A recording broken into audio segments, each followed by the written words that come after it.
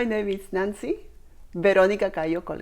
I was born in Peru, in the capital city, Lima, in 1976. So it's your job to know, Yes. to guess my age. Yeah, well, that's a little bit younger than me. Well, it's lovely to spend some time together, Nancy, and thank you for being interviewed on this Rotary Multicultural series. It's going to be great to hear your story, hear how you ended up here in Parkes, Central New South Wales, Yes. what you do, what life's been like from then till now. So thank you so much. Tell me, Lima, Peru is in South America. I know that much. I've never been to Peru. I have been to Chile. I have been to Argentina. I have been down the south, but I've not been north of Chile, which is where you are. Yes. Yeah. Tell me a little bit of what life was like in Lima, Peru for you. In Lima, Peru was mainly focused on education. It was most academic. Mom and dad worked very hard to the goal was education. That will take you from poverty to whatever you want to achieve in life. To learn to toughen up, to be strong. So it was stressing. It was stressing childhood. Have to travel 2 hours to go to school because I had a scholarship. And yeah, I did learn English in that school. Did your parents come from, were they educated in? They are actually illiterate. I don't even speak Really? as good Spanish. Wow. Yes, they come from the highlands of Peru. They migrated to the capital city looking for a better opportunity. And they started working in a school, a Peruvian North American school, cleaning. And they were the best cleaners ever. That was on the 70s, early 70s perhaps. And then there was a government that said that everybody should have like opportunities, so they give us the opportunity to do a test and to maintain marks academically to keep in the school where they were cleaning. But the pressure was incredible. Try to finish from kindergarten to almost high school, just only keeping on my marks so I can continue.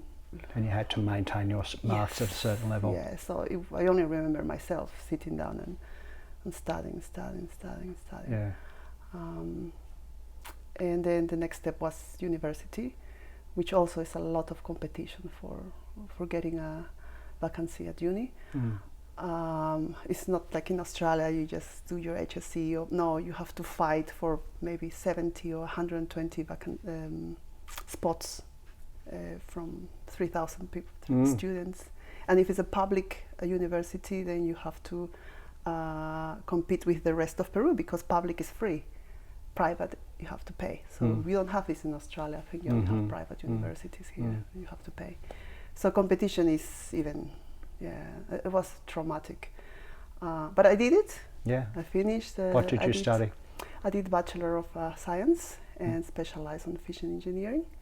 It's got to do with oceans, got to do with the sea, working with, I love salmon, working with salmon. Yeah. I did work for trouts in Peru.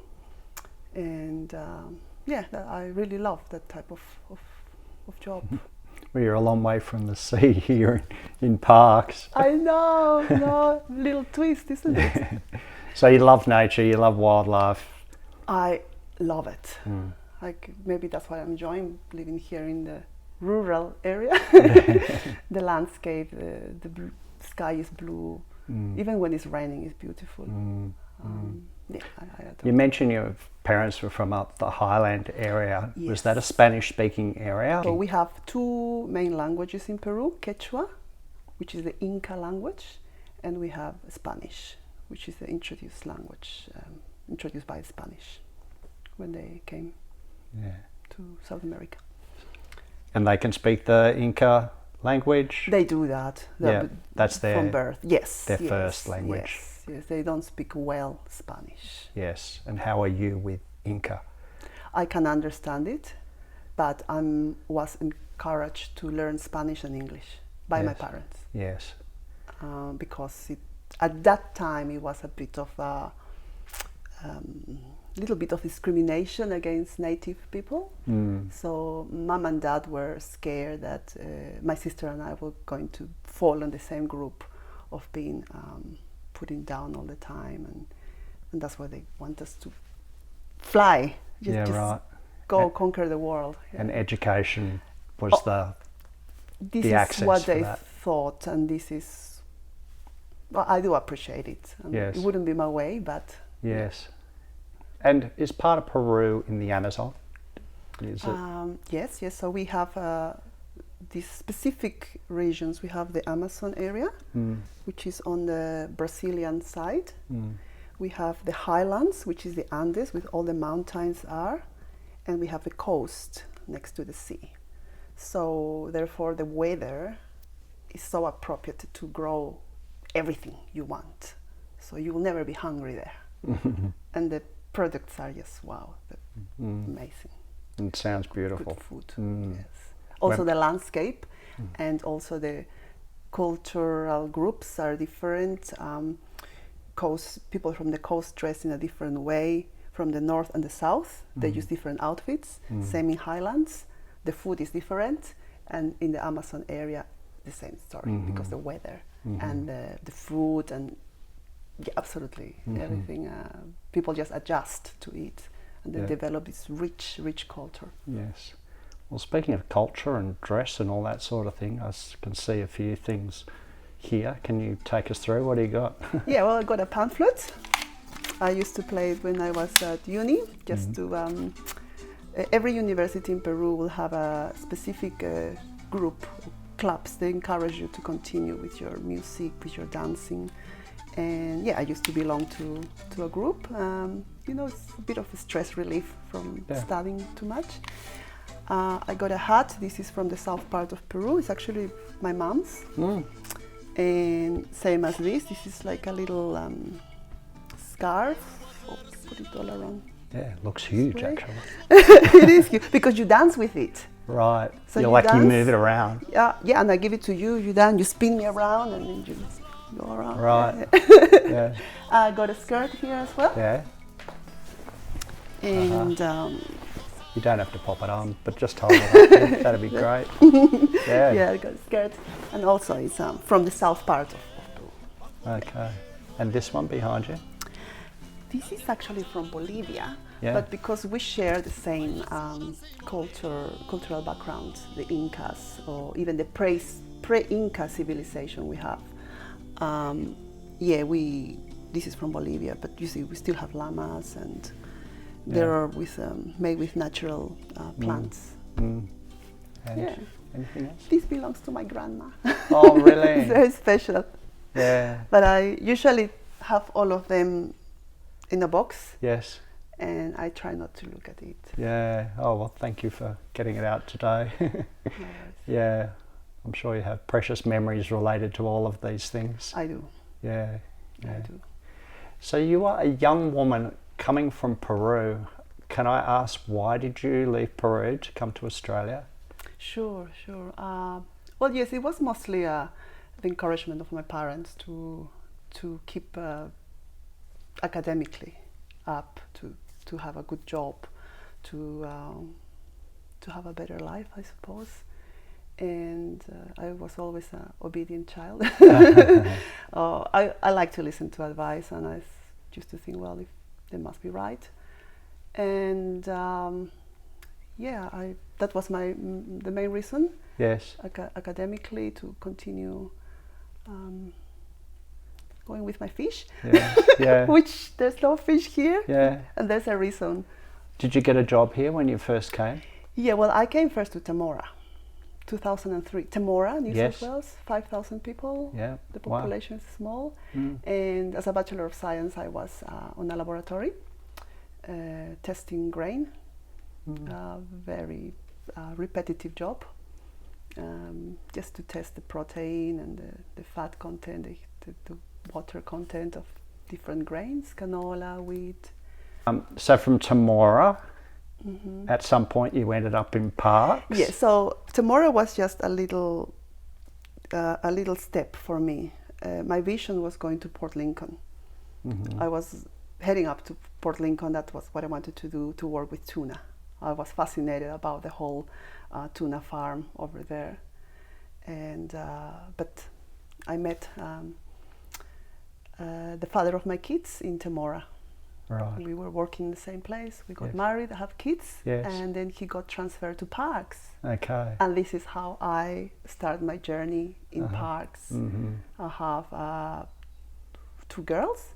One of them, the last one, the little one, has cerebral palsy. Right. And this is when I have to stop everything. Right. And I did TAFE to educate myself about disabilities. Uh-huh. And this is my current job at the moment. That's quite a shift. Yes. Yeah. Wow. And how old's your daughter now? 10. Okay. She's 10. Yeah. Special. Yep. And can you recall when you first arrived in Australia, can you recall what your feelings? I was excited. Mm. But when I arrived, I cried Yeah. because it was in the middle of the drought. Yeah. Everything I could see were dead trees everywhere, Temora, and no people, like empty streets. I was used to 10 million people city. Yeah. The heat, wow! In Lima, where I grew up, Yep. the highest temperature you can get in summer is 29, Right. and the lowest in winter, 16.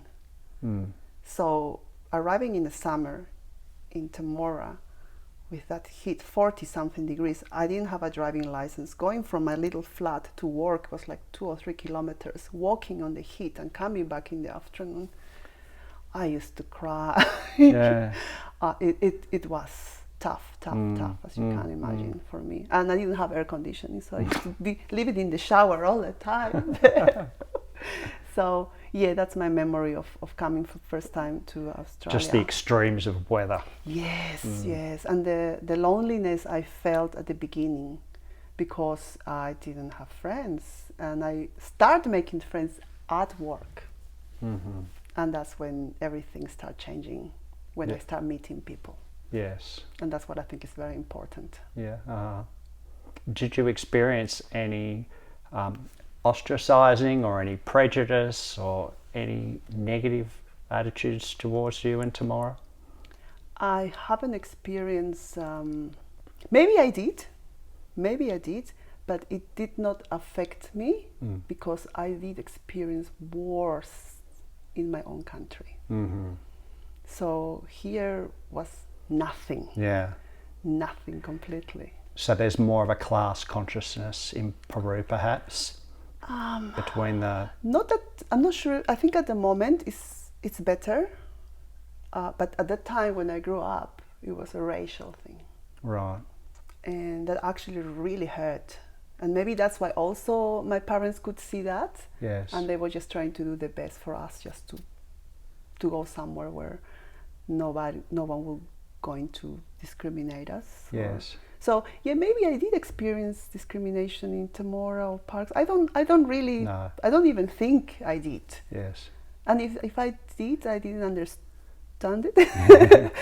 And Well, small country towns have a reputation for both being welcoming and hospitable.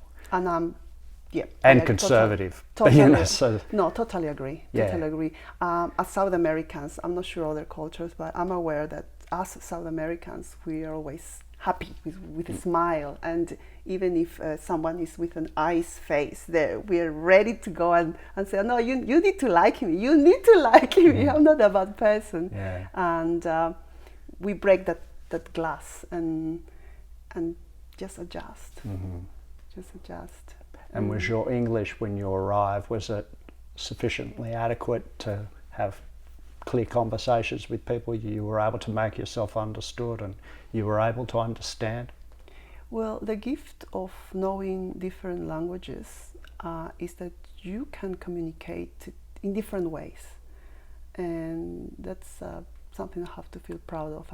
I didn't have any problem because I can read also body language, and that actually helped me a lot. I did learn English at school when I was in Peru. But saying that, coming to Australia, your English is rich with slangs and pronunciations that are quite difficult for me, even though I could write it and I could read it. But when I say it, you won't understand me sometimes. We have in Spanish the vowels A, E, I, O, U. And for me, it's sharp. Wherever I read A, is A, E, I. But for example, yesterday I was having this conversation at the pub. There are words such as ship. For me, ship. It's the same. This is the boat, and the ship is the bah. That's the ship. I get in trouble when I was doing home care with the word shit.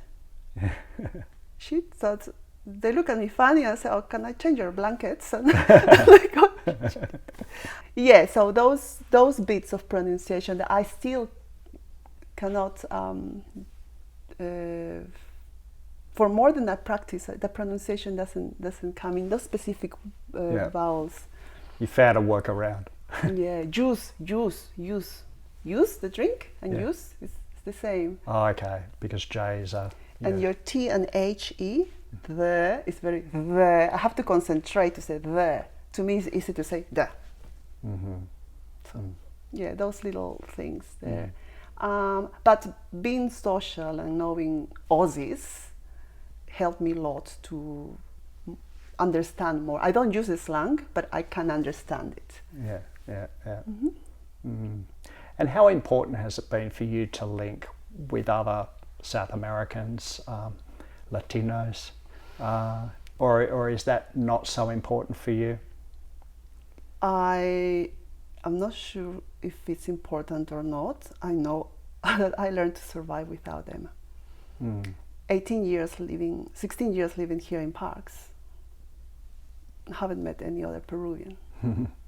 You ask, is there any Peruvian in Parks? Yeah, you're Nancy. That's me. There's Spanish-speaking people around. We don't really talk much. Sometimes they're busy with their own family. But no, for me, my focus and still is to, if I'm going to live forever in this country, I need to integrate 100%. So it doesn't mean I'll forget Spanish, no. Yes. I will never forget that. But to me, it's more important to learn more, and the more I socialize with Aussies, the best. Yes. In my way. Yeah. Did you speak Spanish with your children? Oh, my daughter is fluent in Spanish. Mm-hmm. Yes. I think that's a gift. So tell me more about maintaining culture for you and how that's been important. When you first arrived, was the temptation just to put all that behind you, or did you take it with you? How has things changed from the time you arrived till now? Yeah, well, I arrived with an empty luggage. I arrived with my empty luggage ready to be filled with Australia in it. Because my way of not having been homesick was that, just to not get attached to them and cry every single day. And so I won't say maybe importance of culture, but values that you have at home. Not necessarily Peruvian, but whatever parents teach to their kids, to appreciate things, to get focused on something, to have a discipline.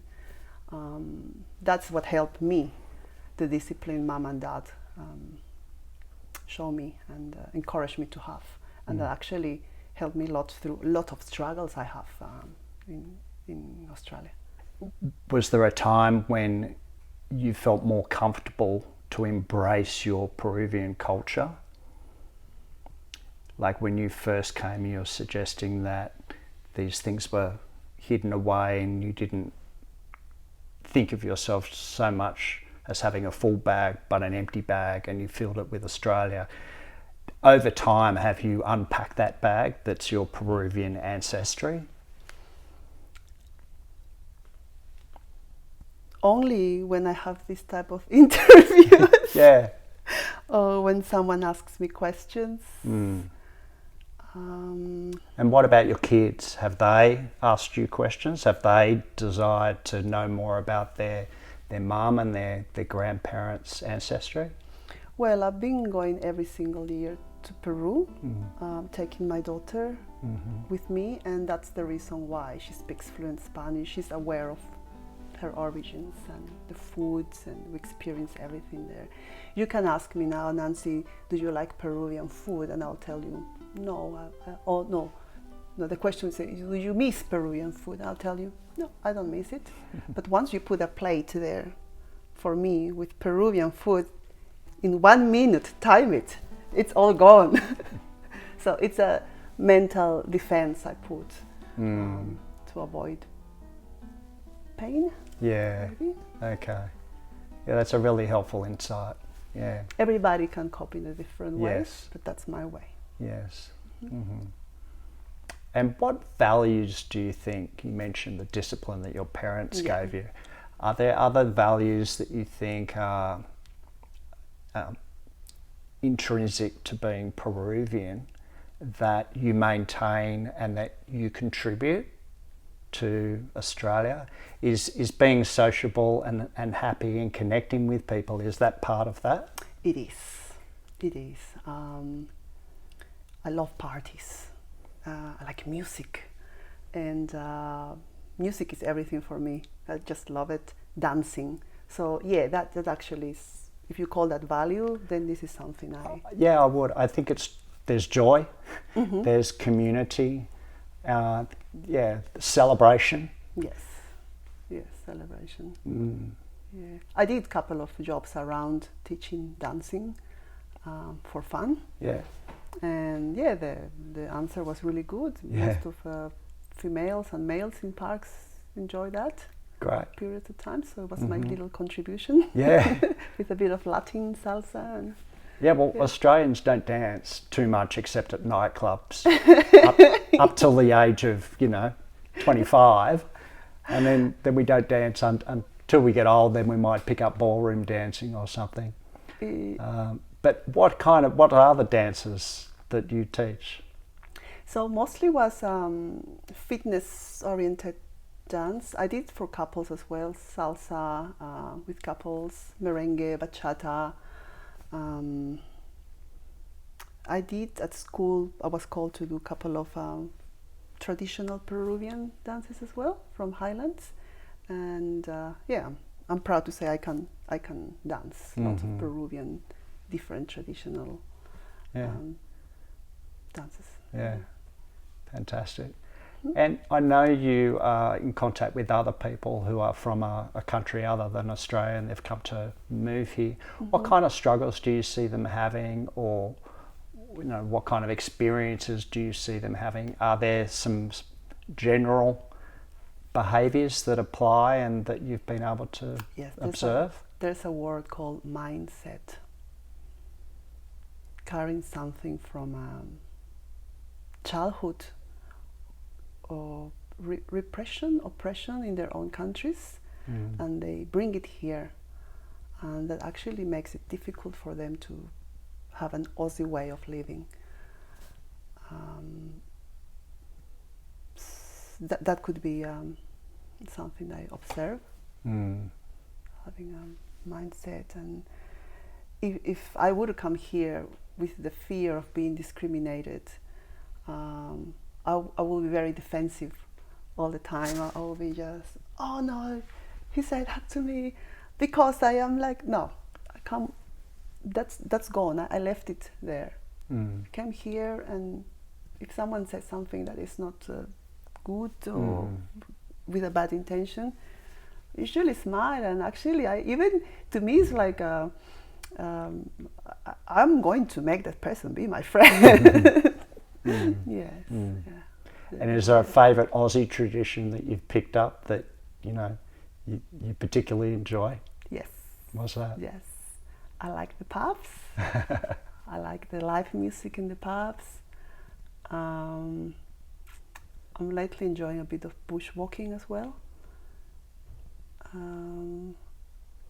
I if that's what you're talking. Yeah, for sure. And are there aspects of Aussie culture, if we can call it that, because I think Aussie culture is a bit of a misnomer anyway. We've got so many people from all over the world who live here, and it's a melting pot. You know, it's amazing. I remember my daughter was doing karate like 4 years ago, and I was in a hurry because I have to work and I have my little one with cerebral palsy, and I just put pajamas on and go to pick her up to her karate. No one will care if I was wearing a pajama here because everybody's, wow, it's all good. They're the same. Maybe it's a bit more relaxed in that way, and I love that. No one's going to look at you how you're dressing or you're not dressing, or if you haven't combed your hair or not, which in South America is a bit of a pressure. Yeah.